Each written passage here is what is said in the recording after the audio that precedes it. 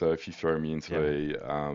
like a social networking environment, like a meetup or whatever, I'm pretty terrible at it.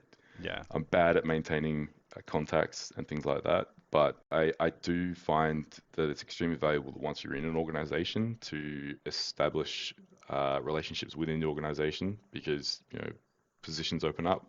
You may be able to do things like getting a secondment into a different environment that you may learn Mm. that knowledge.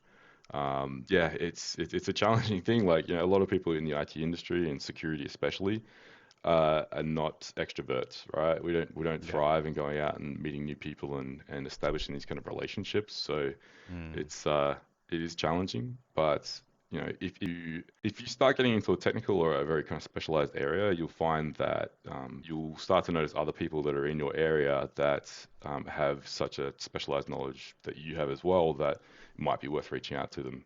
And Mm. a lot of the cases you'll find that these people are very open to talking because you're in a weird place just as they are, and they're happy to share and learn from you as much as like you learning from Yeah. them. So Yeah.